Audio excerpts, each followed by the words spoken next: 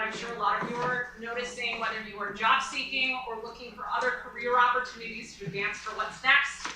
It's a pretty noisy market right now. Thank you to ProductCamp and to all of the ProductCamp sponsors. If you are in the space of job looking, I know they didn't necessarily call it out, but Launchpad Job Club is great. We've presented for them before. Highly recommend. My name is Ellen Cox. I am the co-founder for CollabX, along with Lisa here. Both of us work at Epicor. We are in product marketing. But we also spend a lot of time outside of work helping job seekers and other folks who are just looking to develop and advance within their professional career space. So our mission today is to help you figure out how to show up, stand out, and succeed no matter what your goals are that you're looking for within your career. We're going to do that with talking about kind of 4 key spaces. The first is about figuring out what you want. So how to define those goals, how to figure out who you need to talk to. Beyond that, then, we're going to get into storytelling for success. So how do you start to craft messages that will resonate with your audience as you figure out who you need to talk to? Beyond that, we'll start to talk about showing up strategically. So how do you make sure that you are in the right place at the right time, whether it's digitally or in person? And then the last point is around how to avoid pitfalls. So we're going to talk about some of the things that you maybe don't want to do and what you should do instead. All of this, in terms of relevancy, current state, really matters because we were talking about before. It is a noisy market space right now. In order to stand out, you really need to make sure that you are showing up strategically. And one thing to call out, a lot of times I think, and we've talked about this before, sometimes people are hesitant to kind of raise their hand or try to elevate that visibility. It's not about vanity. This is about helping you to get velocity for what your goals are, whether it's in your career, business, etc. All right, so we're going to talk about defining those goals first because it's really important for you to get real clear on what it is you're going for and what it is that you want. Because if you're not clear on that, it's not going to be clear to hiring managers, recruiters, etc. So just like with a product, all of our product managers, product adjacent folks out there, you have to understand who your target audience is. It's just like with buyer personas and ICPs. You've got to narrow that down. So first of all, are you doing a job search? Are you doing a career pivot? Are you looking to, just focus on becoming a thought leader or just building your personal brand in general? So what is your goal that you're working on? And who is it that needs to see you? Who is it that you're wanting to target and build visibility for? Is it for hiring managers? Is it for potential investors? Maybe you're an entrepreneur. So where do they show up? Are you going to find them through LinkedIn? Are you going to find them through events? Where are they at? Because that's where you need to be. And that's what we're going to also dig more into, is that strategic visibility versus the spray and pray method. How many of you have heard of the spray and pray method? I only see a couple hands. When you're just out there like blanket applying for everything, just throwing everything at the wall, that's spray and pray. But you need to be strategic. Just like you wouldn't target your product to every single audience, you don't want to do that with yourself either. Okay. So there's a couple of tips we have for you. One thing we want you to do right now, think about, you can write it down if you've got paper, put it down on your computer if you've got your computer, your phone, put it in your notepad, write down what it is that you want to accomplish in the next 6 months. What's your #1 goal that you're trying to do with your visibility? And the other thing that you can do, is we're big fans of AI. We do a lot of AI teaching. Use AI to research audience behaviors, platforms, and the optimal timing for content and presence. Because there are certain times you want to post.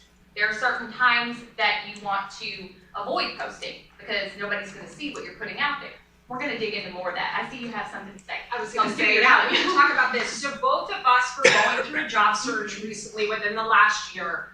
One of the things that we had kind of talked about was that you can use things like AI or even just using search through internet, etc., of figuring out, okay, what are the messages that I need to be talking about aligned with my goals?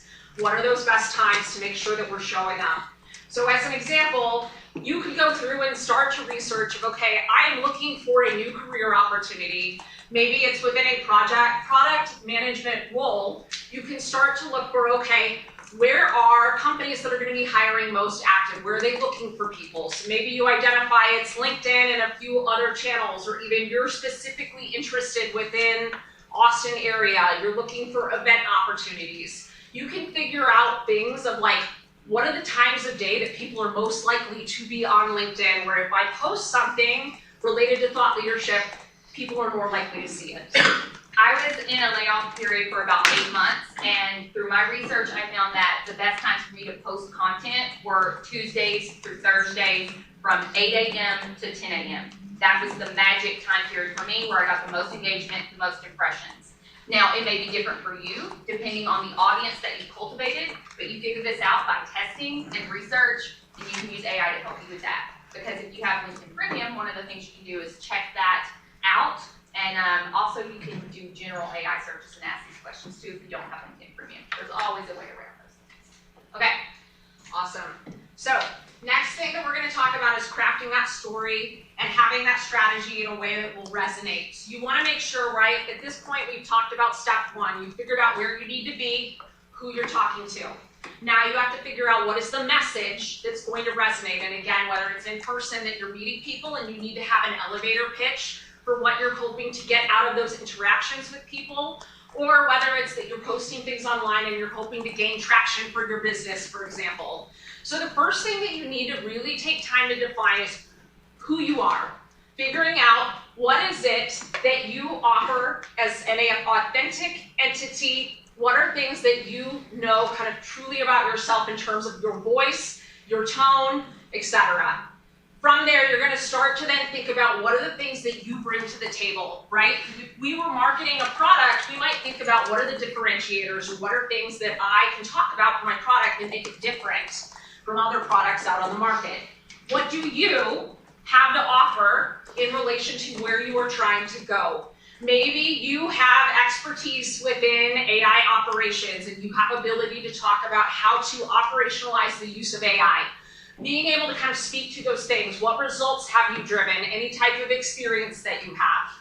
Beyond that, the last thing that is figuring out what is your unique point of view that you can contribute to conversations around that. So really looking for, okay, based on who I am, my tone, what I believe in, what do you then bring, and being able to then talk about it as yourself. And making sure, in particular, as a next point, keeping in mind that people connect with people, not with profiles. You want to make sure that you are showing up authentically and that your narrative is really being used strategically to build genuine relationships, right? This isn't about going to people and just looking for that exchange. Nobody wants that, right? It's too transactional. Yes, it's very transactional. You want to make sure that you're being genuine when you are connecting with folks. So think about things too of like, what can you give back to people in relation to, hey, this is my goal, but how can you help others along the way? Because building those authentic connections and relationships are going to help both of you advance in whatever your goals are.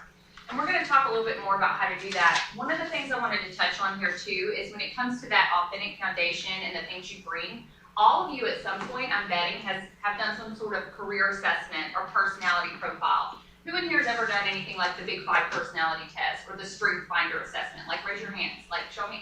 Wonderful. These tools can really help you with things like this because they are uncovering insights about you that you may overlook sometimes, but they also can really help you when you're building things like your online presence. They also can help you with things when you're doing like online outreach to people. Let's say, for example, somebody posts about a job and they say, hey, I'm hiring for this position. Well, yeah, they may have 100 different people reach out to them with a message, but you are unique. You have something other people may not have. Look at those strength profiles that you have. What is it that you're bringing to the table that someone else might not be? That's also an area where you might can use AI to help you shape the message a little bit. Say, a prompt like, hey, I need you to help me and talk about how these 5 strengths position me to be the best fit for this role. Do so in a way that doesn't directly state that these are my 5 strengths from the Strength Finder. You don't want to do that, but position it in a way that words it to where it makes it clear that I am a great candidate for this job and it would set me apart from any other generic message they're receiving from other people. You could say something like that and it'll craft a message that's going to be unique to you. And that's going to be a more authentic message than just, hey, I see you're hiring for a role. I would like to apply. They're going to get 100 of those. You want to stand out and be different, that's the way you can do it. And you have those tools already at your disposal. Okay. Awesome. And this is the last note. We did talk, Lisa just hit on that, around crafting that personal brand or headline. Next item. Yeah. Okay. Showing up with purpose. So I'm going to go ahead and just put it all up here and talk to it. Oops, sorry. Okay, so showing up with purpose. So a few things that you need to know. And I talked to a few people at the beginning of the event this morning, and we kind of talked about this a little bit, some of us in informal chats. But things you need to do. You need to think about where you need to show up, what you're going to say, and then you need to be consistent about it. Because you don't want to show up in one place and be one person, and then show up somewhere else and be totally different. Because guess what? Sometimes you're going to cross over in different spaces and you're going to see some of the same people. How many people here have I met through PCA? Yeah. How many of you also know me through Awesome Women in Technology? Yeah, okay. So if I show up here, for example, Paula, if I show up here and you see me one way, but I show up in Awesome Women in Technology in a completely different way, what does that tell you about me? You're not being authentic. I'm not being authentic. I'm kind of fake. Or do you want to have a relationship with me if that's how I am? I mean, always, but... Always. Okay.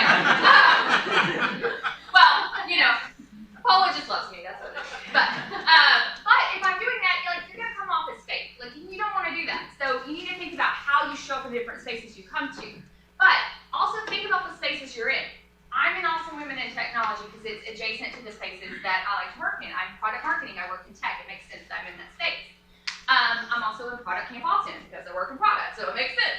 So look around in the Austin area. What spaces make sense for you to be in? And showing up in person is still so vitally important.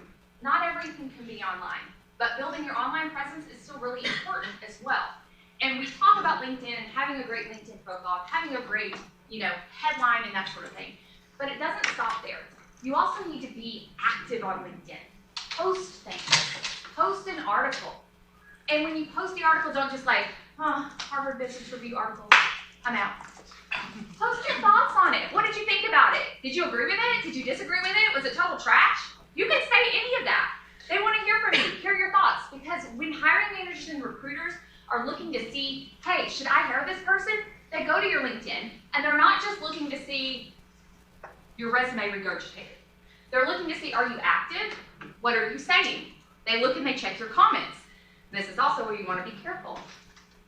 Who are you commenting on? What are you saying? How are you showing up in those spaces?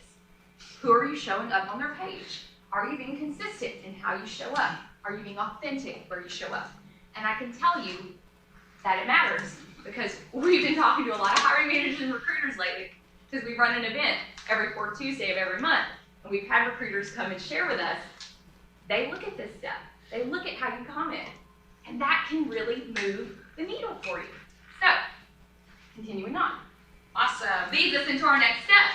Here are some things that you can do to develop that online presence. Want to talk through them? Yeah, so Yeah. we just pulled together kind of a quick hit of tips for those of you who are having moments of ugh, this feels uncomfortable, or I haven't done this before. What do I do? What do I put out there? Here's some quick hits or some quick tips on things if you are looking to elevate your presence, ways that you could go about doing that, or a playbook that you can start to pull from.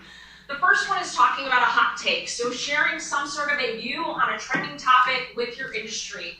The key here is making sure that you stay thoughtful and not necessarily inflammatory, right? You have to think about what are the goals, what are you hoping to get out of this, and what is your ultimate end game, right? So if you are looking to get a job and you're posting things that are inflammatory, people might be like, I don't know if we want to bring this person in to work for us.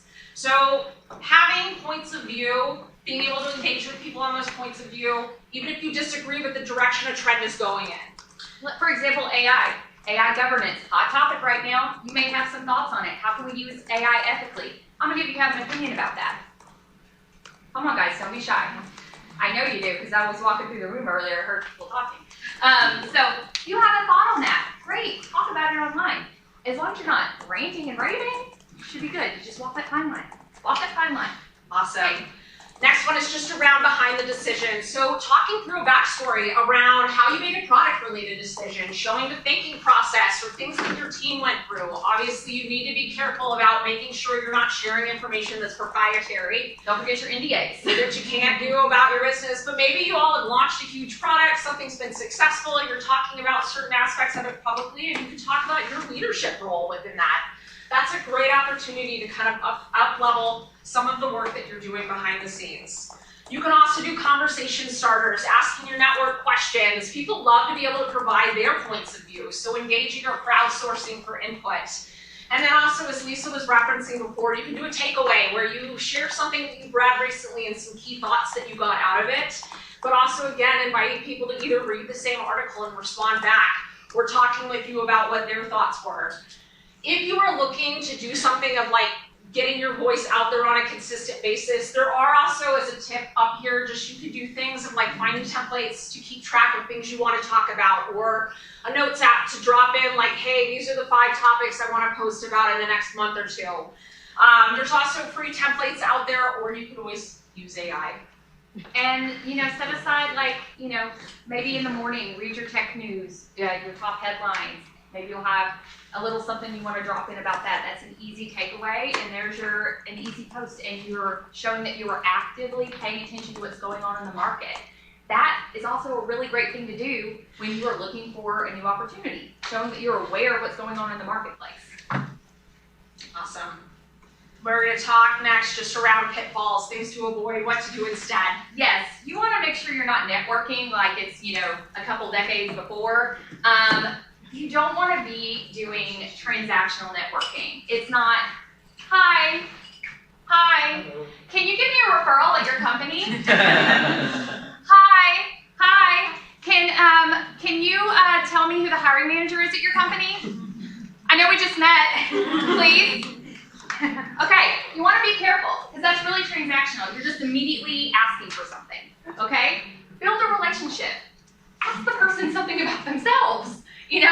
Like, think about what you would do if you were meeting this person in person for the first time. You wouldn't immediately just like walk up and be like, what can you give me? Right? Okay? Take that same energy online as well. That's important. And then when you are in person, remember to be a person, basics. And then also oversharing versus authenticity. There is a very fine line. Share things about yourself. Share things about your life. Personal tidbits are good to share even in a professional space, because we are all human. We're not just, robots that go to an office every day and, make widgets. We have lives, we read books, we have pets, we go on vacations to recharge. Sharing little bits of your personal life can actually be a good thing. Oversharing is problematic. If you're going on a rant every day, that's not great. Or you're railing at the man, that's not great. There's a fine balance. If you have to ask if I'm stepping over the line, you probably stepped over the line. So use good judgment. We'll have some examples in a minute of what a good personal share is, but we've encountered some questions before on calls where they're like, hey, I'm having all these interviews, I'm doing all this stuff. Nothing's changing for me. And then when people have shared their socials, that's been a clear indicator of what happened. Awesome. Yes? Do you have ideal formula how often you need to post? Like, I mean, in a daily, in 24 Oh yeah, no, hours. that's a really good question. I think it's usually good. Try to post maybe like at least once a week. Just No, at post. least, no. Yeah, at least like, once a week is good. Like, I do 3-5 times per week. Yeah, but nothing's wrong with that either. I That's great. saw a trend now. We are not influencers people, but we're starting to post like every 2-3 hours, and No, it's not that's a productive. little So I started to unfollow them because Yeah, because it's overwhelming. Yeah, it's overwhelming. I think like once a day, if you are up to that and you can keep up with it, but also, you have other stuff you're busy doing. I don't feel like you need to post multiple times a day every day. That's too much for anybody unless you're a full-time LinkedIn influencer and that is your full-time job. But like if you're posting go easy on yourself. If you're just starting out, like start with like once a week. Shoot for that. As long as you're showing you're active on LinkedIn, that's a good thing. Also be careful with using AI as a crutch. That's the other pitfall you want to avoid. Use AI as a tool, that is great. If it helps you with content writing, that's okay too, especially if you teach it your writing style. There's nothing wrong with that. And I say that as a former English teacher. And there was a time when that would have made my skin crawl. And, you know, now I say teach it your writing style. But you don't take the first slop it puts out. You edit. You work with it. You collaborate. You go back and forth. Don't take the first thing it puts out. If it's telling you that in a fast-paced world, blah, blah, blah, blah, blah, don't you dare post that on your stuff. That is an immediately red flag, I used AI. Don't do that. Okay? Don't do that. That's bad. Edit. Put you into it. Okay, some great examples right here. We're going to talk through a couple examples. These are various folks that we've seen engaging just within online forums, and we'll talk about some of the things that we've liked about them. We saw like the first one. Yes, this is Yilin. She is an amazing product marketer. If you don't follow her, highly recommend. She's awesome. In this particular post, she's talking about how a few years back, she reached out to this particular author. She wanted to get some bulk books for her team at work. And then through that online outreach, they ended up developing a friendship. They started messaging back and forth, etc. So what started as a LinkedIn contact turned into an in-person friendship. They actually met up for the first time recently, and she posted all about that. So personal story, professional setting, very cool. And this next one is Ellen, and I love this. So we were talking about too of sometimes, right, people feel this need of like they've got to stay super buttoned up or put themselves in a box when they're in online or even in-person kind of presence. You can still bring your personality to the table and show who you are and things you care about. This particular example is somebody that I've been on multiple webinars, has kind of a funny personality. He specializes in email marketing. So a lot of times he will post kind of short, quick tidbits where if you were following, you're still learning something about email marketing. He's specifically in his post talking about when you are getting ready to launch kind of a new email from a new IP, talking about wanting to warm up the IP with a purchase list and how that's a bad idea, right? He does it in kind of minimal language, uses a meme, goes from there. The last one is just, again, is promoting a business, right? She's trying to get people to sign up for consultations, but she's providing some information that really shows her thought leadership within the space. And the one thing I would say about the examples we just showed you, keep in mind that what you post is also a signal to others of the kind of culture that you want to be a part of. So if you're showing like the funny memes and GIFs and stuff, keep in mind that if you're trying to apply to places that are like super buttoned up, that you might be signaling, hey, I'm not super buttoned up, that's not what I'm into. So if you want to be somewhere super buttoned up, you might have to think again about who your target audience is. But if you're like, I don't want to be someplace super buttoned up, keep that in mind. And, you know, go forth and do your thing. Like the guy with Bert, which I like. Awesome. So we've gone through knowing what you want, storytelling for success, how to show up strategically and avoiding pitfalls. We do have a QR code here for a framework. We've created kind of a 2-page worksheet that will guide you through some questions to kind of help think through how you can take this and action it for whatever your goals are, whether it's finding a new job, moving forward a goal that you have within your career or for your business. We'll go back to this QR code in just a moment.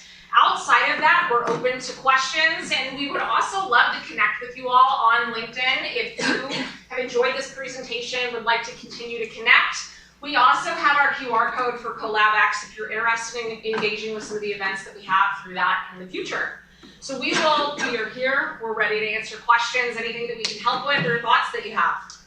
So on LinkedIn, there is this concept of human psychology, right? If I put a post with an event pictures, 20 of them, multiple people, let's say even today's event, and I posted, hey, I had a great product camp, everybody would see their picture on the post and say, hey, yeah, I was there, and she'll put a like on it. I'll get 50 likes. I post a very insightful topic on AI governance, I get 0 likes. Why is that? LinkedIn algorithm is super funky and annoying. There's something about when you post anything with a picture, it's going to automatically bump up in their algorithm. So that's a trick that you learn. The more you're on LinkedIn, you learn all its little tricks. If you have a picture, it goes up. If you post a link that goes anywhere outside LinkedIn, it pushes you down. And if you are seeing things in your feed that you don't want to see, for example, when I was out of work for 8 months, the last thing I wanted to see was more people telling me about how they were running out of their savings and everything was terrible because thank you, I'm living it, I don't need to know this. So I started Xing all of those, Xing all of those, Xing all of those, and then I found that the more things I clicked like on, more things like that showed up into my feed. So the algorithm is very, very funky. And when you post something, if you start getting likes and comments and reshares within like the first 10, 15 minutes, your engagement goes up on your post. Like they push it out to more people. So the LinkedIn algorithm is super picky, but you have touched on something. So there for a while when we were without work, we'd be like, hey, I just posted, go like my post. I just posted, go like my post. There's also experimenting, right? Yeah. Like we talk about sometimes of test and learn, right? We all do this within product where we will do something of hey, we're gonna test between these two variations of this product to see which one rises to the top. You can do that with social engagements. You can do it at events where you're hey, I'm gonna set a goal at ProductCamp. I'm gonna meet 5 people and I'm gonna try to engage with folks in a way of I want to set up a coffee meeting with somebody afterwards to pick their brain further about something I heard them talk about, and I want to do it in a genuine way. So there's things of that, you may maybe you make 2 posts on the same topic and you say, I'm going to do one of them that's more thought leadership. Maybe another one is a quick hit, I'm going to do a little bit shorter, and I'm going to add a photo that goes with it, and maybe you even test of Lisa's talking about pictures with humans, right? People love seeing people. Maybe you find a way to tie it back to the human impact and you bring a photo in that has people in it, something like that. Yeah, so governance is such a dry topic, it is no picture you can put up, right? Just put a picture of a puppy and see what happens. I'm telling you, it is wild. Doing the testing, I started looking back at my posts and where I would talk about product marketing problems I saw, and then I would have posts where it was navigating the different stuff I was going through at the time. It was so interesting because the ones where I had more personal touches in it, those were always the one that had the highest level of impressions and that were shared maybe not shared the most, commented on the most. I don't know. It was really interesting to me because I'm hello, I know lots of things. Talk about that. Yeah, I think authenticity matters just in general, it both just in person resonated. and online, right? So I started trying to blend the two together, and I'd be end of the month. Here's what happened this whole month. I did all these cool AI things. Here's what I learned, but also here's some other personal details. And then I kind of tried to blend them, and that worked. And one of those was one of my highest performing ones. So I started trying to game it. Yeah. So you just kind of have to play with it and see what works. Yeah, one quick follow-up question. 500 plus connections, a lot of them are dormant. They have not engaged with me for 10 years. Time to grow. Do you remove them? No, I don't remove anybody. Because you never know when somebody's going to come back on, or realize, hey, I need to be engaging more. Because that's the other thing, is don't just be working on the stuff we're talking about while you're job hunting. Be working on this all the time. Because you don't want to just find yourself building your presence when you are oh, crap, I need this.